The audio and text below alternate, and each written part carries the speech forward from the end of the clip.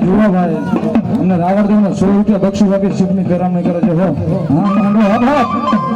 મારા કાર્ય જગતના ધોકની માલકો તારા માવતર તો હાલત છોડીને પરલોકની માલકો લઈ ગયા છે ને બાપ તારી સાંભળ જો ધણી બેઠો હવે તો નીકા કોટડાની માલકો તારું કોઈ નથી મારા કાર્ય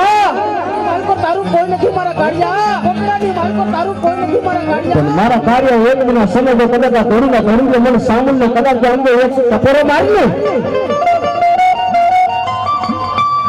એ હવે વેતની તારી નાગણી બની જાય લડવા ન મળી જાય તો મારા કાર્ય જગતના ધોકની મારી મને સાંભળને હોત લાગી બાબો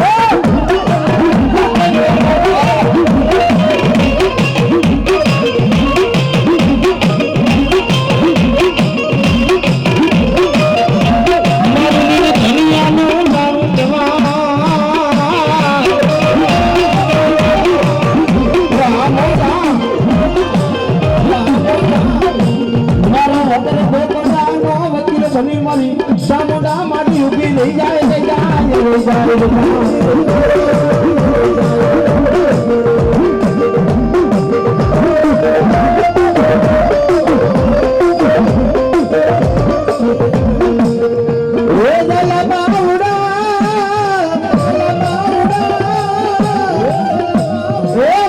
વસ્તી ના મૂકી દઉં ગણ બનું તો મને ચામુડ ને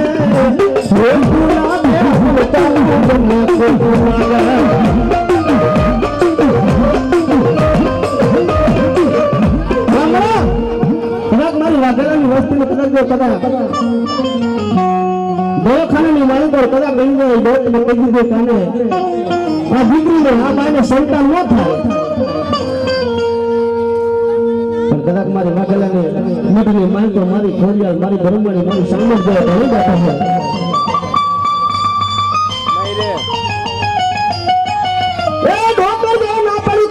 સંતાન ન થાય ભાઈ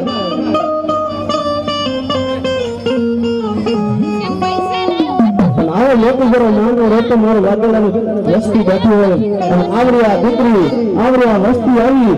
અને માતાજીના દાનાદારી ભુવનને જેને ઓસર વહાર કરે એવા અમારા કિરણભાઈને મોં જાયજો 500 રૂપિયા આપી અમને રાવણદેવને વધારે અમને રાવણદેવને પેરામણી કરવા માતાજી સદા સુખી રાખે અને માતાજી સદા માતા લીલા લહેર કરાવે ભાઈ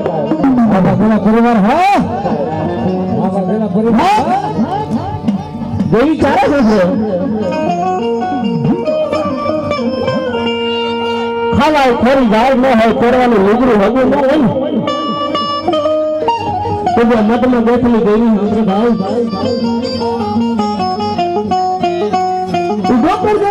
સંતાન ન થાય કદાચ મારી ઘોડી મારી બ્રહ્મણીનો ગાંડો ઘેલો ભુવોજીને ભણવા બેઠો લોબડી જણે માથે રહી હોય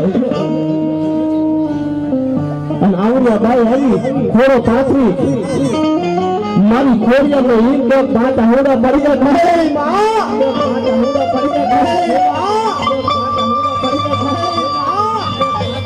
મારી ખોડિયાલ મારી બ્રહ્મણી ભાઈ મારી સમુડા